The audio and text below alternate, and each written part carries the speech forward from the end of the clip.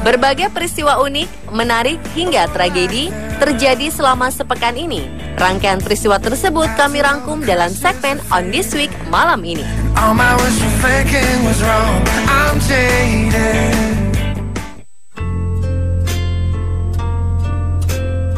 Peristiwa tragis dialami oleh seorang nenek dari Cina. Ia tercebur ke dalam sumur sedalam 13 meter. Tim penyelamat pun berusaha mengevakuasi Chong Hongsha, nenek berusia 50 tahun yang tercebur di sebuah sumur di Xinhu, Changchuan, Jilin, Cina. Chow yang menderita penyakit mental terjebak di kedalaman 13 meter sumur sempit tersebut. Butuh perjuangan ekstra untuk menyelamatkan nenek Chow.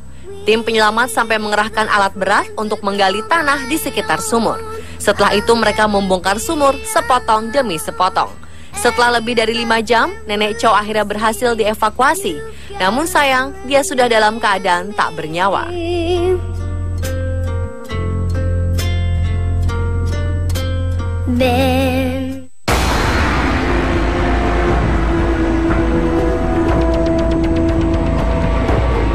Sebuah bus dan kendaraan wisata bertabrakan di jembatan di kota Seattle, Amerika Serikat. Peristiwa itu menewaskan 4 orang pelajar internasional dari kampus North Seattle College dan melukai 12 orang lainnya. Salah satu korban tewas adalah pelajar asal Indonesia bernama Privandi Putradanto berusia 18 tahun. Kampus North Seattle College merilis 2 nama korban tewas lainnya, yakni Claudia Darsmith, perempuan asal Australia berusia 49 tahun, dan Mami Sato, perempuan asal Jepang berusia 36 tahun. Satu korban lagi adalah perempuan 18 tahun asal Cina. Konsulat Jenderal Republik Indonesia di San Francisco mengatakan jumlah korban asal Indonesia ada 4 orang, 3 lainnya luka. 4 siswa asal Indonesia itu adalah bagian dari 62 siswa baru Indonesia di North Seattle College.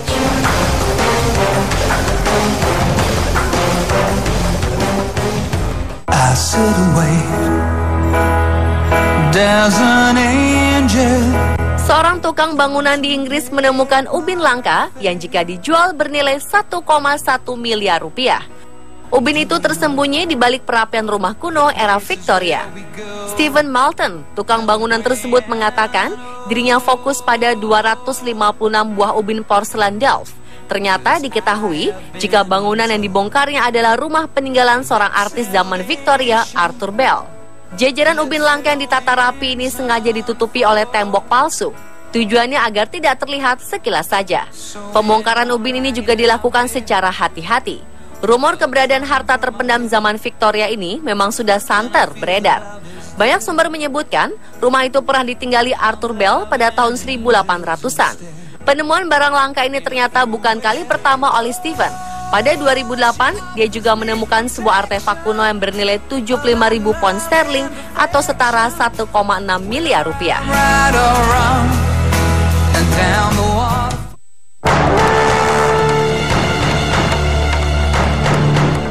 Aksi swafoto atau selfie digandrungi jutaan orang di seluruh dunia setelah telepon seluler dengan kamera depan menjamur. Tradisi selfie berkembang sekurang-kurangnya 5 tahun terakhir. Seiring dengan kebiasaan baru memakai ponsel pintar itu, risiko kematian ternyata mengintai. Survei dilakukan Honest Traveler menunjukkan tingkat bahaya selfie tanpa kehati-hatian. Dalam data yang dikumpulkan lembaga itu, jumlah orang tewas karena sembrono melakukan swafoto di seluruh dunia tahun ini lebih tinggi dari serangan hewan buas. Buktinya, ada 12 kasus kematian karena selfie. Sedangkan orang yang tewas diserang hiu berjumlah 8 orang saja di seluruh dunia sejak Januari hingga September. Pemerintah Rusia sampai membuat rambu-rambu khusus di tempat wisata, mengingatkan warganya supaya mawas diri ketika bersuafoto. Munculnya rambu ini dipicu insiden tewasnya 2 remaja yang selfie sambil memegang granat aktif. Beberapa insiden selfie paling tragis tahun ini misalnya, tewasnya seorang remaja di kota Houston, Amerika Serikat ketika swafoto sambil berpose memegang senapan. Lalu awal bulan ini, turis Jepang tewas ketika serampangan selfie di beranda atas istana Taj Mahal, India. Kalau dilihat lebih jauh, pantas saja Rusia sampai membuat rambu. Pasalnya dari 12 kasus tahun ini, paling banyak korban tewas akibat selfie adalah warga negeri beruang merah. Total, 5 orang mati sia-sia karena sembrono mengambil swafoto di tempat berbahaya.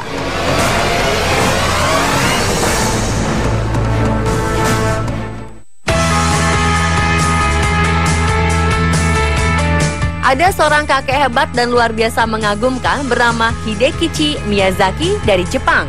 Kakek Miyazaki merupakan seorang kakek berusia 105 tahun yang mampu memecahkan rekor sprint tercepat untuk manusia tertua di dunia. Ia telah menyelesaikan olahraga lari jarak pendek 100 meter hanya dalam waktu 42,22 detik. Karena kemampuan yang hebat inilah, kakek asal Jepang ini telah tercatat di Guinness World Records sebagai atlet kompetitif tertua di dunia. Singkat cerita, kakek Miyazaki pernah dijuluki sebagai Golden Bolt. Hal ini karena ia pernah menirukan pose atlet tercepat di dunia asal Jamaika, Usain Bolt. Kakek ini lahir pada tahun 1910, tepatnya pada tanggal 22 September. Agar bisa berlari cepat di usia yang sudah tak muda lagi, Miyazaki mengaku sering berlatih, makan makanan sehat, dan mengunyah makanan tersebut dengan baik. Sebenarnya, Miyazaki baru memulai menyukai olahraga sprint lari jarak pendek saat usianya 90 tahun. Dan saat ini, ia adalah satu dari 60.000 manula di Jepang yang tetap sehat, bugar, dan luar biasa hebat di usia 100 tahun lebih.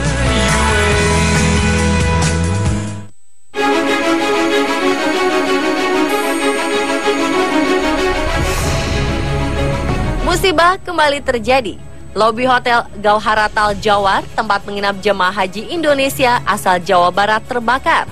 Berdasarkan keterangan dari pemilik hotel, titik api bersumber dari arus pendek pada mesin pemadam kebakaran yang terletak di belakang resepsionis. Hotel yang terletak di Sektor 5 dengan nomor rumah 502 ini dihuni oleh sekitar 700 jamaah haji Indonesia asal embarkasi Jakarta, Bekasi, Depok, Bandung, dan Garut. Seluruh jamaah haji berhasil dievakuasi dari dalam hotel melalui pintu darurat yang ada di sisi kiri hotel. Jemaah kemudian dievakuasi ke dua tempat, yaitu ke Hotel 503 yang berada sekitar 100 meter di sisi kanan hotel dan sebagian berteduh di bawah pohon pada jarak 100 meter di sisi kanan hotel. Satu jamaah yang dalam kondisi sedang sakit dan terinfus di klinik kloter berhasil dievakuasi oleh ambulans untuk kemudian dibawa ke klinik sektor.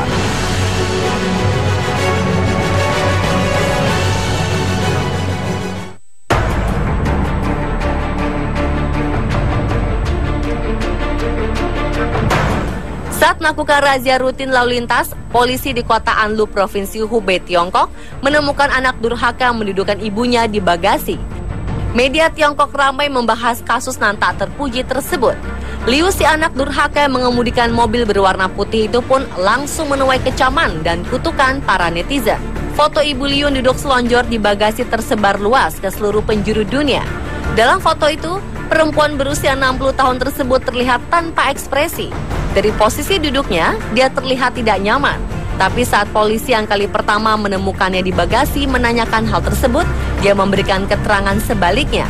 Ia berkata merasa nyaman di bagasi. Barangkali ibu yang tidak disebutkan namanya itu hanya ingin melindungi anaknya yang durhaka. Saat polisi tidak mengusut kasus itu lebih lanjut, ibu Liu pasang badan. Dia mengatakan bahwa dia sendiri yang menghendaki duduk di bagasi. Alasannya supaya tidak mengganggu tidur sang cucu yang kelelahan. Dia juga mengaku berpindah ke bagasi dari kursi penumpang bagian belakang saat mobil dalam kondisi berjalan. Tapi polisi tidak begitu saja mempercayai keterangan tersebut.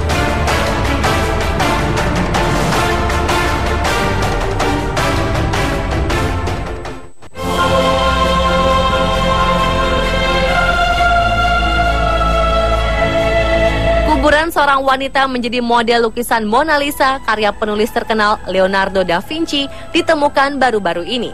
Makam itu ditemukan oleh sekelompok ahli sejarah lokal di bawah semen di biara Saint Orsola, Florence. Bersamaan dengan penemuan itu, ahli sejarah juga menemukan dua kuburan wanita lainnya tak jauh dari makam Mona Lisa. Sebelumnya beberapa kerangka tulang manusia ditemukan dalam misi mencari kuburan model tersebut. Mereka meyakini bahwa tulang belulang itu adalah istri seorang pedagang sutra, Francesco del Giocondo, yaitu Lisa Gherardini. Pekerjaan menemukan rangka Gherardini dipimpin seorang arkeolog Italia, Silvano Vincetti, di biara tersebut beberapa tahun lalu. Menurut Vincetti, pihaknya mulai menggali kuburan tersebut setelah dokumen terbaru yang ditemukan mengkonfirmasi Gherardini pernah tinggal di biara itu setelah kematian suaminya. Kebanyakan ahli sejarah sepakat bahwa Gherardini adalah model lukisan Mona Lisa. Lukisan itu yang diproduksi antara 1503 dan 1506 kini dipamerkan di Museum Louvre, Paris.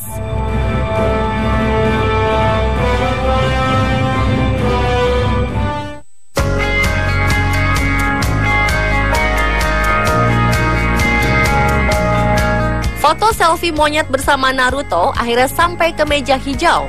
Kepemilikan serta uang yang dihasilkan foto selfie itu pun kini menjadi sengketa di pengadilan. Sang fotografer Davey J. Slater mengklaim bahwa dialah pemilik hak cipta atas foto selfie Naruto, sehingga berhak atas semua uang yang terkumpul dari hasil foto selfie itu adalah dirinya. Sementara Naruto melalui kelompok hak asasi hewan PETA tidak setuju dengan hal itu dan langsung mengajukan gugatan ke sebuah mahkamah di San Francisco, Amerika Serikat guna memungkinkan seekor monyet asal Sulawesi itu diberikan hak milik atas gambar selfie yang diabadikannya sendiri dan berhak atas semua uang yang dihasilkan foto selfie tersebut. Davey J. Slater mengatakan bahwa kamera yang dipasangnya dipakai oleh Naruto untuk mengambil gambarnya sendiri atau selfie. David kemudian menerbitkan sebuah buku kumpulan foto di mana di dalamnya termasuk 2 foto selfie Naruto ini.